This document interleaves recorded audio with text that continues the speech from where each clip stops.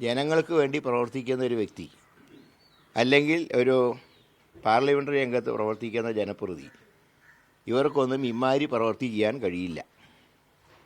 കാരണം ഒരുപാട് ഔദ്യോഗിക ജോലികളും പാർട്ടി ജോലികളൊക്കെയുള്ള ആൾക്കാർ ഇങ്ങനത്തെ ഈ പറയുന്ന കാര്യങ്ങളൊക്കെ ചെയ്തുവെങ്കിൽ ഈ പൊതുരംഗത്ത് മാത്രമല്ല ഒരു രംഗത്തും നിൽക്കാൻ യോഗ്യനല്ല. രാഹുലിനെ തിരിച്ചറിയാൻ പാർട്ടി വൈകിപ്പോയി.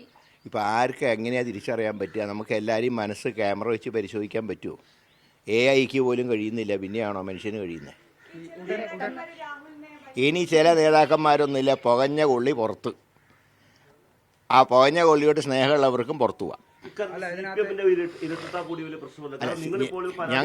ഞങ്ങളൊരു കാര്യം പറയാം, ഞങ്ങൾക്ക് മറ്റു പാർട്ടികളുടെ കാര്യം നോക്കേണ്ട ആവശ്യമില്ല, അത് ജനങ്ങൾ തീരുമാനിക്കട്ടെ. ഞങ്ങളുടെ പാർട്ടിയിൽ പ്രവർത്തിക്കുന്ന സമയത്ത് പാർട്ടിയുടെ നിലപാടിനനുസരിച്ച് പ്രവർത്തിക്കുകയും പൊതുസമൂഹത്തിൽ ചീത്തപ്പേരുണ്ടാക്കാനും പാടില്ല. അങ്ങനെ ഉണ്ടാക്കി കഴിഞ്ഞാൽ പാർട്ടി നടപടിയെടുക്കും.